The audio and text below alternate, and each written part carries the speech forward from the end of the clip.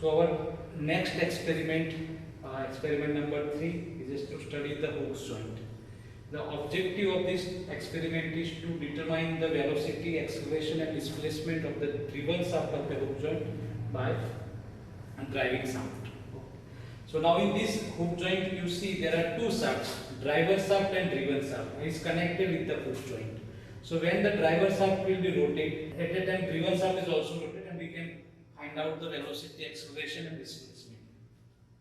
In this experiment there are skew angles. So we are going to find out the velocity, acceleration and displacement of the driven shaft of a hook joint when at a different skew angle. This is the skew angle where we are going to fix the skew angle by first 15 degree like this one, and at that time the driven shaft, driving shaft will be rotated at 30 degree, 0 to 30 degree. That means at a constant speed and different skew angle of the driven shaft, we are going to take the reading of the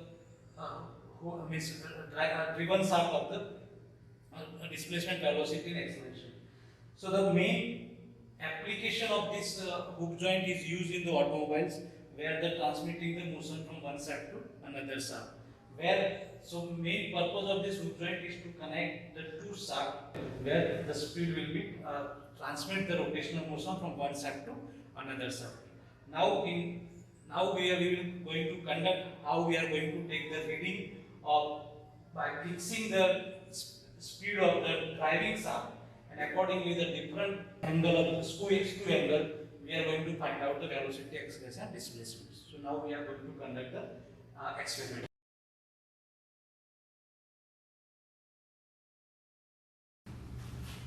To do this experiment, we will start with the driving shaft.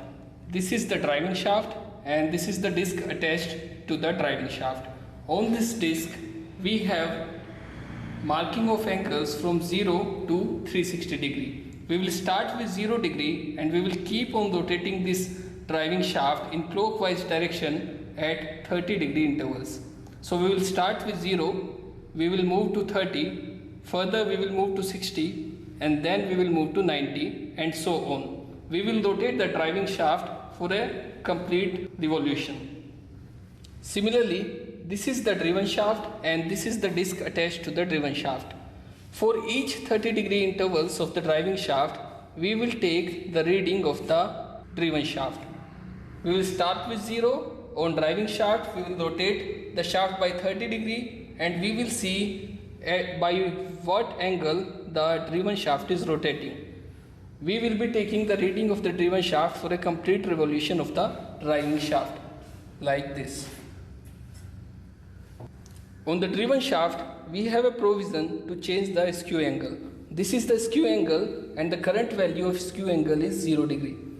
We can change this angle by 5, 10, 15, 20, 25 and 30. In this experiment, we will be taking the readings at 10 degree, 15 degree and 20 degree. To start this experiment, we will initially set the skew angle as 10 degree. So for the driven shaft, currently my skew angle is 10 degree. Now we will, in the observation table, we will start for skew angle 10 degree, we will start with 0. For 0 degree rotation of driver shaft, we will take the value of theta 2. Theta 2 is the rotation angles on the driven shaft. Theta 3 is the rotation angle on the driving shaft. So for each 30 degree rotation of the driving shaft, we will be measuring the rotation value of the driven shaft. So initially we will be doing the experiment for delta equal to 10. We will take the reading for 0 degree. Similarly, we will take the reading for 30 degree, for 60 degree and so on till 360 degree. Now we will change the skew angle to 15 degree. Now in the observation table at delta equal to 15 degree, we will be doing the same thing. We will start with 0 degree and then we will measure the angle theta 2. First we will measure for 0 degree, then we will measure for 30 degree, then we will measure for 60 degree, and so on. Now we will take the third set of readings by setting the skew angle as 20 degree. Now the value of delta is delta equal to 20 degree, and then we will take the rotation for 0 degree, 30 degree, 60 degree, and so on. Likewise, we will make the whole table, and after that we will start the calculation. If you look at the lab manual, we have two formulas. One to calculate omega 2, which is the angular velocity of the driven shaft, and then we will calculate the alpha 2, which is the acceleration of the driven shaft. So we will be calculating the angular velocity and angular acceleration for all three skew angles, which are 10 degrees, 15 degrees, and 20 degrees. We will be providing you the values of rotation of the driven shaft. Theta 2 value for each skew angle will be given to you, and you need to calculate omega 2 and alpha 2 for all three angles. For calculation purpose, we will assume that the driving shaft is rotating at a uniform speed. Omega 3 is the speed of rotation of the driving shaft, and omega 2 is the speed of rotation of the driven shaft. So here we will assume that omega 3 equal to 1 radian per second. So in all your calculation, you have to use omega 3 as 1.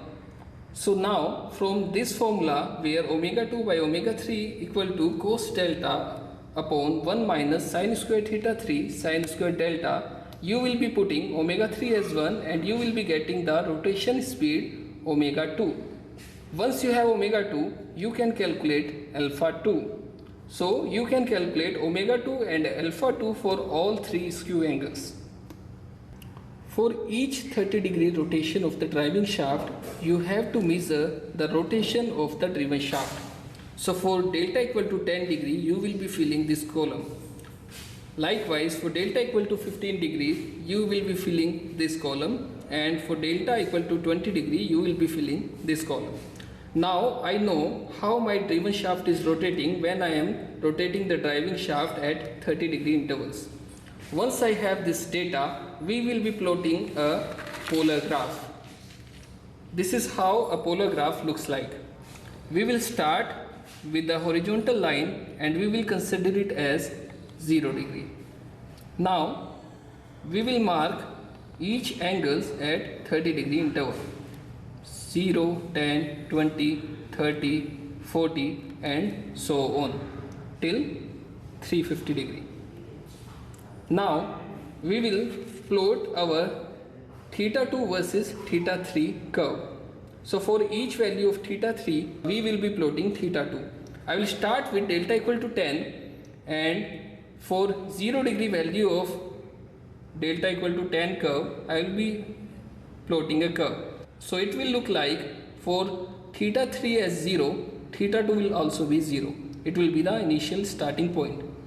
For theta 3 equal to 30 degree, which is this curve, the value of theta 2 will also be somewhere around 28 or 32. Similarly, for theta equal to 60 degree, the curve will be something like this. For theta equal to 90 degree, it will be something like this. So we will be plotting our polar curve as this one. So it will be the curve for delta equal to 10. Similarly, we will be plotting the second curve for delta equal to 15. We will be plotting our third curve for delta equal to 20.